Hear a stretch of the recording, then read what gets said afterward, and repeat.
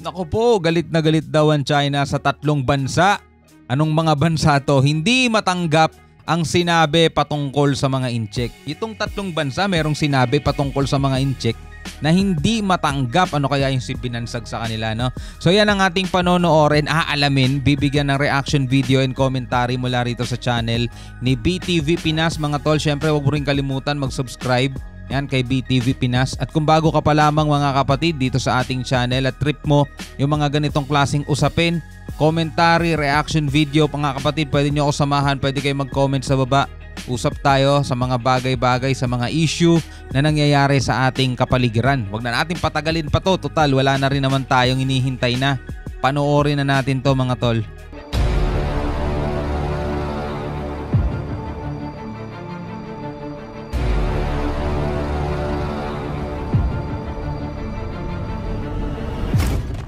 Eksklusibong balita, resupply mission ng Pilipinas sa West Philippine Sea naging matagumpay na sa kabila ng puwersa ng China na nakaabang sa daraanan ng barko ng Pilipinas.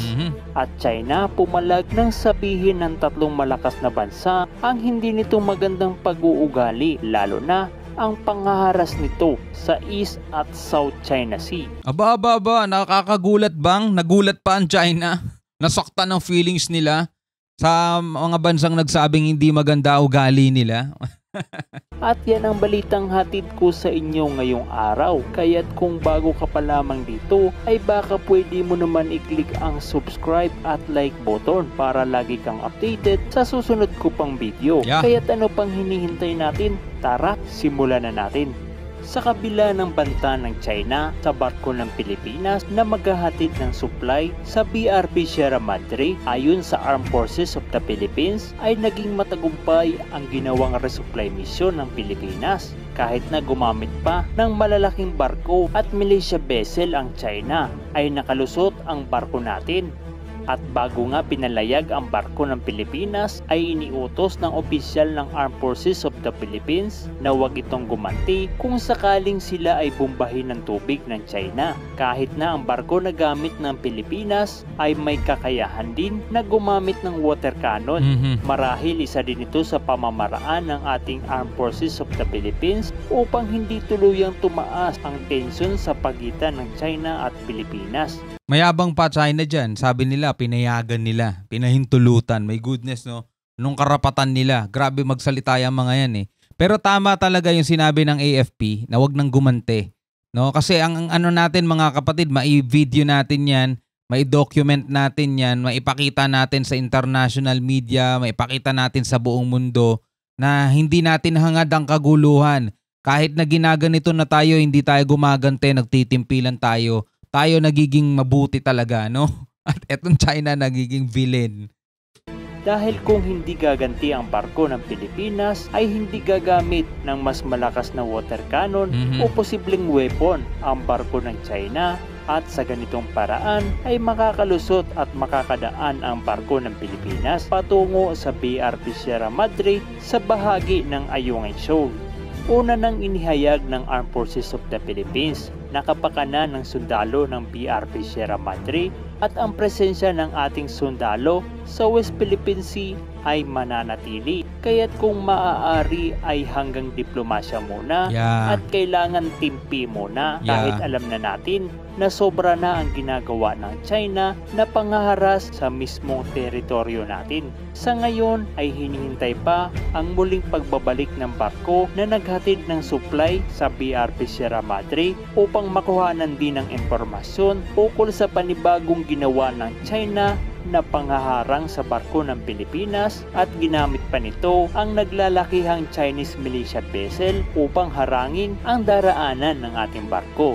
Ang ganitong uri ng panghaharas ng China tuwing pupunta ang Pilipinas sa West Philippine Sea ay hindi na bago sa atin. Pero kung ikukumpara ang dati nilang ginagawa at sa ngayon ay tila mas lalong tumitindi. Dati ang mga Pilipino fisherman ang kanilang pinag-iinitan. Sunod naman ito ang mismong Philippine Navy at Philippine Coast Guard. Kasabay na nga dyan ang panglilaser na ginawa ng China Coast Guard na nagresulta ng pansamantalang pagkabulag ng crew ng barko. Ngayon, water cannon at panghaharang na ang kanilang ginagawa. Kaya't ang kailangan ng Pilipinas ay maging handa pa dahil hindi natin alam ang susunod na hakbang ng China laban sa barko natin. Ayon sa ilan nating kababayan, baka sunod nilang gamitin sa Pilipinas ay mga weapon na, subalit sa ganyang plano. Hindi nila gagawin yan. Medyo duda ako dyan, no? Nagagamit sila ng armed force. Hindi sila gagamit ng ganyan, mga tol. Dahil pagsisimulan yan ng ayaw din nilang mangyari. Diba? Kasi ano na yun pag-atake na talaga yun kaya water cannon ang ginamit nila. At least sabi nga ganun ng iba, pasalamat nga kayo, water cannon lang ginamit nila. Pasalamat sila at yun lang ang naisip nila kasi pag talagang mapapasabak na talaga sila. Ay hindi basta-basta gagawin iyan ng China dahil alam nilang nandyan ang Estados Unidos at iba pang malalakas na bansa na handang sumuporta sa Pilipinas, lalo't alam ng international community ang ginagawang pangaharas ng China sa mga bansang nakapalibot sa South China Sea. Hindi lang kasi Pilipinas ang makakalaban nila Hindi lang US, buong mundo uusigin sila doon sa ginagawa nila kasi wala na talagang basehan yung paggamit nila ng armas. Pag gumamit sila nun, hindi nila pwedeng sabihin na appropriate action. Hindi appropriate action yung ganun. Kasi unang-una, yung claim nila is pang sarili lang nila yun pero hindi yun kinikilala ng mundo.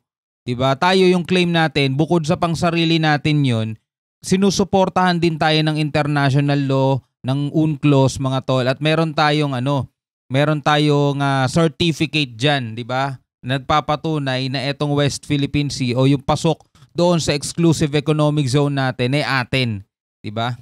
Kasama na dyan ang West Philippine Sea. Kung hindi titigilan ng China ang pananakop at panghaharas sa maliliit na bansa, ay baka mas lalo pang tumindi ang hidwaan at pagkakampi-kampi ng maliliit na bansa laban sa mapang-abusong bansa tulad na lamang ng China.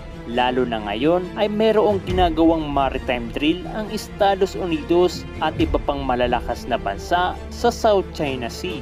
Ang ganitong exercises ay lalong magpapatindi ng tensyon sa rehiyon. Pero sana ang lahat ng posibleng mangyari sa kasalukuyan ay maidaan sa usapan.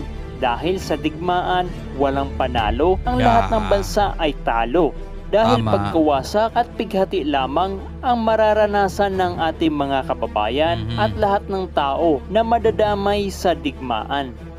Tama. Wala talagang mananalo sa digmaan, no? Lahat talo dyan. Pero imagine mo kung ano yung kabawasan sa China. Siguro sabihin natin mabawasan maapektuhan yung kalahati ng ekonomiya nila.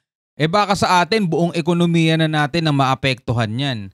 'Di ba? Yun ang magiging matindi sa atin. Kahit papaano sila mabilis makabawi, tayo mahihirapan talaga.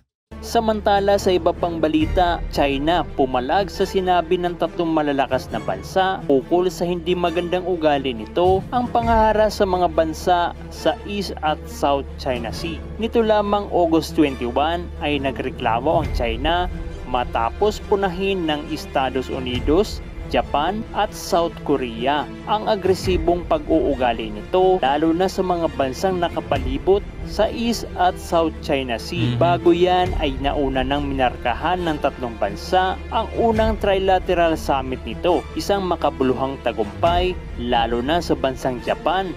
At sa pagpupulong ng tatlong bansa ay ginamit nila ang kanilang matitinding salita patungkol sa hindi magandang pag-uugali ng China at ang kanilang pagtutol sa mapanganib at agresibong pag-uugali ng China sa mga alitan sa dagat, Mapa-Isman at South China Sea. At sa mga isyu na binato ng tatlong lider ng bansa, sinabi ng Chinese Foreign Minister na ang tatlong bansa ay nakikialam ng husto sa internal affair ng China at inakusahan. Hindi internal affair yan. Hindi internal affair yan. Pananakop ng ibang bansa yan Alam ng husto sa internal affair ng China. At inakusahan din ang tatlong lider na sinusubukang buhayin ang Cold War mentality sa pamamagitan ng pag-uudyok at pagkakahati-hati. At sinabi din ng Chinese Foreign Minister na mariin nilang tinututulan ang pagtatangka ng unilateral upang baguhin ang status ng China sa Indo-Pacific, at sinabi nito na walang pagbabago sa posisyon nito sa bansang Taiwan at nanawagan din ng isang mapayapang paglutas ng mga isyu. Ngunit ang sinasabi ng China na mapayapang paglutas ay alam naman natin na hindi nila gagawin. Dahil kung yan ang nais nila, ay hindi na nila gagamitin ang kanilang puwersa upang manakot at mangharas ng mga maliliit na bansa. Ewan ko na lang kung meron pang mga nagpapauto, no? Parang nagpapa-victim effect tong China na to, no? Kala mo pinagtutulungan siya, 'di ba? Gusto kong tapusin to ng mapayapa. Matagal nang tapos to 2016 tapos na yan Hindi lang nila tanggap O anong magiging payapa dun kung talagang isinusulong pa rin nila? Yung talo na nga sila 'Di ba? Napawalang bisa na yung claim nila. Kung gusto nila ng kapayapaan, sana tinanggap na lang nila yon ng matiwasay. Na nais nilang sakupin. Ikaw kabayan, ano ang masasabi mo sa video na ito? Tama lang ba ang ginawa ng Pilipinas upang hindi na tumindi ang tensyon sa West Philippine Sea? Yeah. Ano sa tingin mo? At ang sinabi ng tatlong leader ng bansa, sang-ayon ka ba dito? I-komento mo na dyan sa ibaba at huwag mo rin kalimutan na i-click ang subscribe at like button. Sabi nga ni Francis M, di ba? You can't talk peace and have a gun. Di ba? Paano mo sasabihin kapayapaan? Nanghaharang kayo. Di ba? Yung barkong magdadala ng supply, haharangin ninyo. Tapos bobombahin nyo ng water cannon. Anong kapayapaan na sinasabi nyo dyan? Kalokohan ng mga pinagsasasabi nito. Sinungaling na, masama pa ako gali. Ikaw, ano kapatid ba sasabi mo dito sa video na panood natin? Pwede kang magkomento. Pwede mong ibigay ang iyong saloobin, ang inyong opinion, ang inyong palapalagay, mga tol. Comment kayo sa baba. Maraming salamat sa panonood. Maraming salamat sa information, BTV Pinas. So hanggang sa muli mga kapatid, ako nga pala si Shobal D. Peace out.